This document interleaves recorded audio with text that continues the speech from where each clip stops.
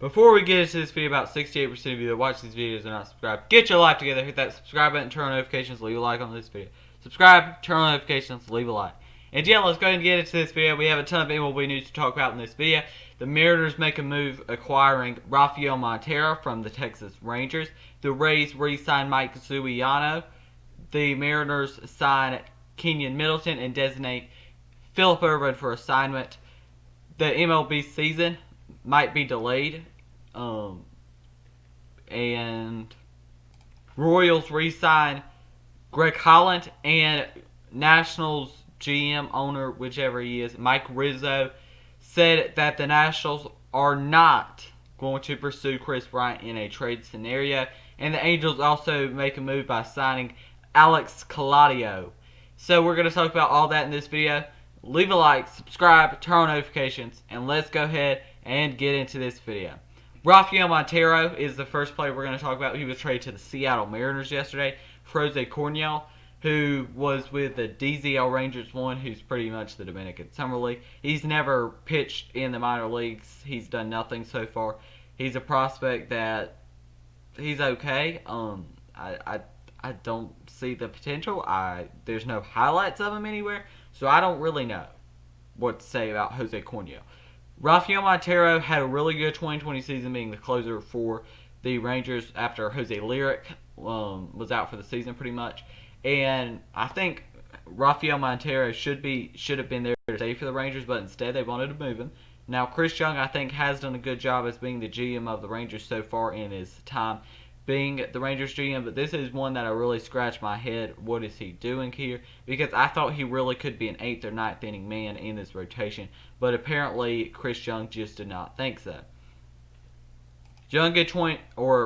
Montero in 2020 had an 0-1 record, 4.08 ERA in 17 games, 17.2 innings pitched with a 1.02 WHIP. He had a very good season. Now you're probably saying 4.0 ERA, 4.08 ERA is not that great. He pitched really well. Every time I tuned into a Rangers game, he played really well. And when they did have a chance to win a game, which was not too often because the Rangers were bad, Rafael Montero was very good in that 9th inning after Jonathan Hernandez came in. Maybe Jonathan Hernandez is who they think to be the closer for the future for the Rangers. I don't necessarily like this move. I'm not a fan of this move.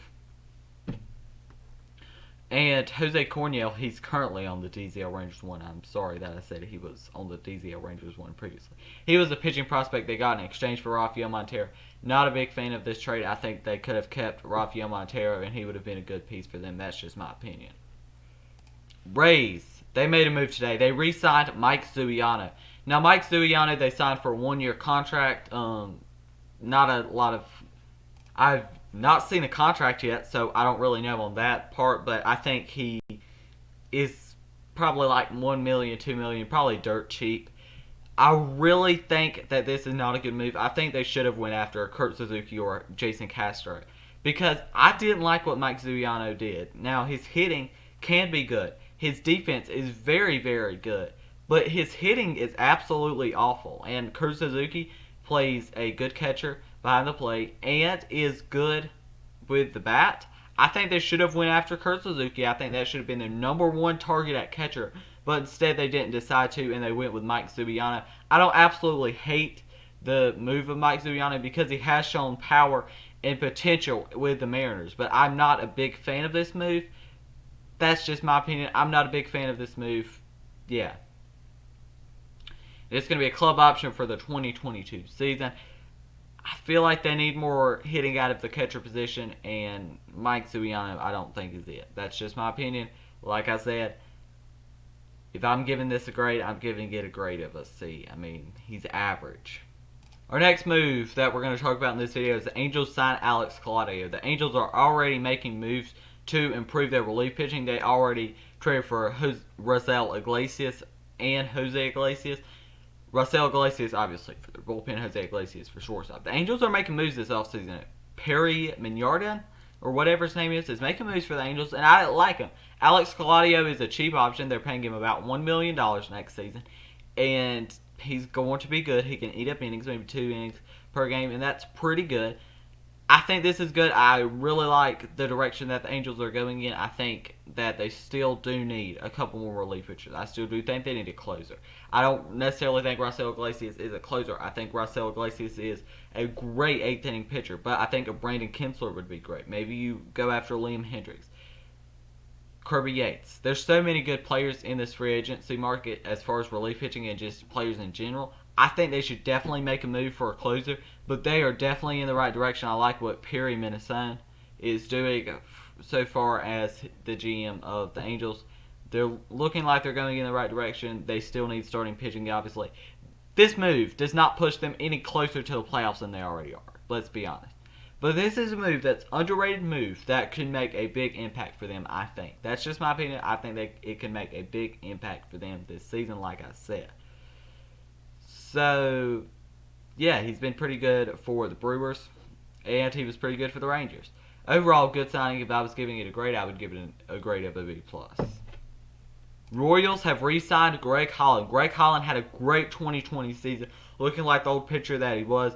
Very, very good pitcher. And I think he's going to be another one of those players, like I've said previously, Mike Minor, Carlos Santana. I think he fits once again in that category of a player that's going to be traded at the trade deadline. And I think he's going to have some pretty good value at the trade deadline for a team that needs relief pitching. He's going to have value at the trade deadline. I like this move a lot, especially if you can trade him or just keep him. But the Royals are not in a position to compete. I think they should trade him, but maybe they don't. Overall, I give this signing a minus. I really like the signing for $2.75 million. That's absolutely dirt cheap for what you're going to get with Greg Holland. Next move, the Mariners have made another move today to improve their relief pitching. Kenyon Middleton, they signed Kenyon Middleton today and designated Phillip Ervin for assignment. I never really saw the potential in Phillip Ervin as a player. Maybe he could be a good, solid center fielder for a team, but I don't think he's that good at all. Kenyon Middleton is a player that I've said a lot of teams should target this offseason, and I believe that. I think Kenyon Middleton, I've seen the potential in Kenyon Middleton. I really think he's a very, very good player. And if he could just be decent for the Mariners, they'd be in a pretty good position. They've got Kenyon Middleton, Rafael Montero of that bullpen. They're making good moves to make their team better, and I like the moves that they're making right now. I really do like the moves that they're making. I thought the Rafael Montero trade was a very good trade by them. I think Kenyon Middleton, a very good pickup by them. I think Kenyon Middleton is going to be a player that maybe you move at the trade deadline. Or Rafael Montero, maybe both of those. You trade at the trade deadline, or you keep them, whichever. I don't expect the Mariners to be competing for a playoff spot, but they definitely could in what looks to be a weaker AL West, with the A's probably not going to be as good with a lot of free agents going elsewhere, and the Astros, they're probably going to lose George Springer, it looks like. Maybe they bring in Jackie Bradley, but they're still worse than they were last year. The Angels definitely are competition in that division if they keep on making good moves like they're making right now. The Rangers, they played terrible. They're looking towards the future as well. We've seen that with some of their trades, getting Dane Dunning and other players. Chris Young is trying to rebuild the Rangers. Kenyon Middleton, great player. This maybe does say that the Mariners are trying to compete in that AL West. I think the Mariners can make a second place push, and maybe if the expanded playoffs stay, which I don't think they will, for the 2021 season, then maybe the Mariners can make the playoffs. I think it's possible. They almost made it in 2020. I think it's very possible. Mariners are making good moves. If I'm giving this a grade, I'm giving it a grade of an A- once again, because I really, really do like the signing. Ever since the Chris Bryant trade rumors came out, the Nationals have been one of the teams that have appeared to want Chris Bryant. But Mike Rizzo, pretty much the GM, pretty much shut that down and pretty much said we're not making a move. Now, I think this is a mistake, and here's why I do. Chris Bryant's trade value is at an all-time low right now. After his 2020 season, he was very bad. Maybe the Cubs want too much, and that's why. I'm not an MLB insider. I don't know. But maybe the Cubs think that Chris Bryant is worth more than he is after his 2020 season. Now, I know that it's 60 games. Don't take much into account. I agree with that. Don't take much into account for a 60-game season. But what you do need to take into account is the fact that his trade value is not going to be nearly as high to MLB teams as it was after an MVP season or something. Chris Bryant, I think that the Nationals should try to get him. He's going to be he's not going to cost nearly as much as a Nolan Arenado. Nolan Arenado obviously is a better player, but Chris Bryant is a top 5 third baseman in the game. I think we all can agree, or very close, when he is a good player and is not playing like 2020 Chris Bryant, which was not a good Chris Bryant. I think this is a mistake. I think the Nationals should definitely get Chris Bryant. Now finally, what you clicked on this video for, the MLBPA is planning to delay or try to delay the season in 2021 back to May. Now, in 2020, the season, yes, they did have some cases of COVID, but their season went pretty good. In the bubble, for the playoffs, they didn't have any COVID cases.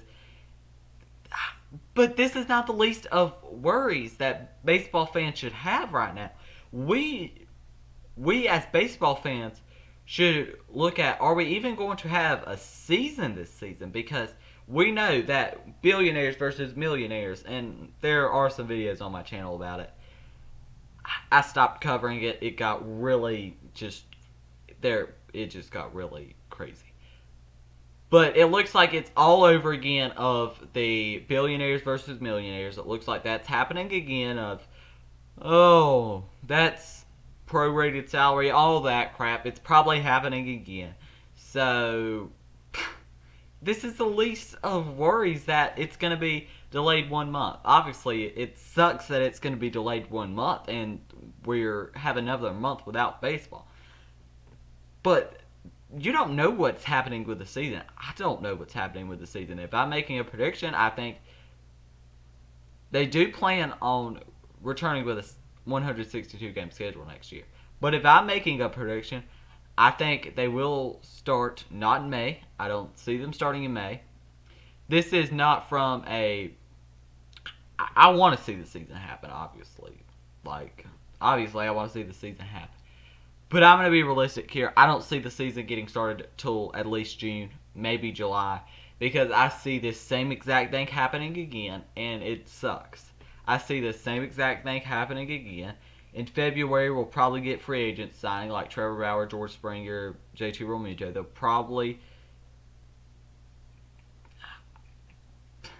probably sign them. But man, just stop arguing over. I'm really sick of this crap, and it looks like it's going to be the same crap that we went through for the 2020 MLB season. Now, the 2020 MLB season, it was great, but we could have started it 2 months earlier, and it looks like it could be the same crap again.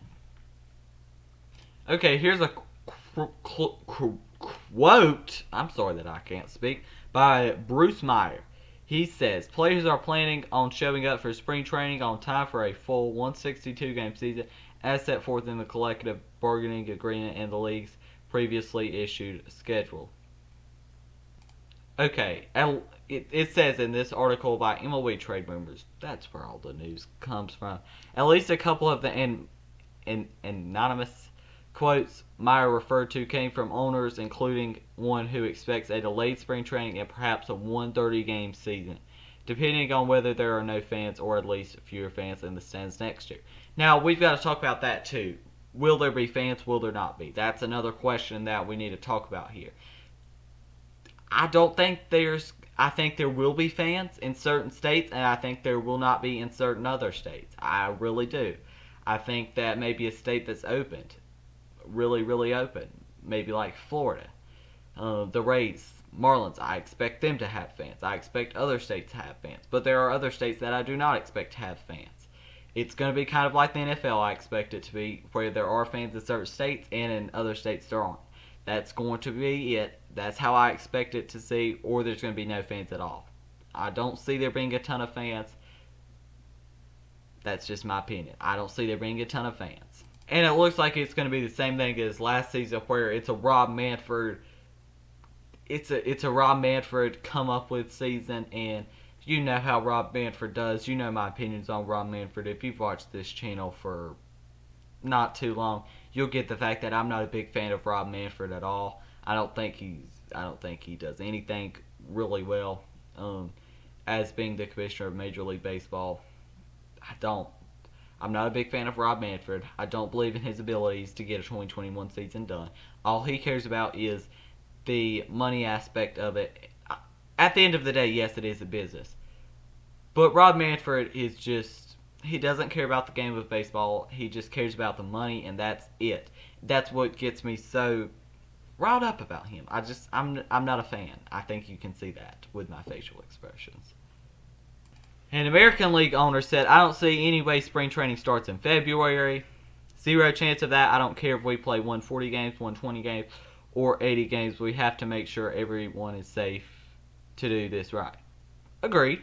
You got to be safe. Like, you can't have a ton of COVID cases. You've got to make it a safe environment like the NBA did. The league and owners want players and all team personnel to be vaccinated against COVID-19 before arriving at spring training. So, I mean, which does not seem feasible by early to mid-February, the usual start date for spring training, given that the Rona vaccines are still in the early stages of distribution. I still feel like there's going to be another delay in the season. I feel like it's just the same crap that we went through already. And sadly, it looks like it's going to happen once again. And it's very sad.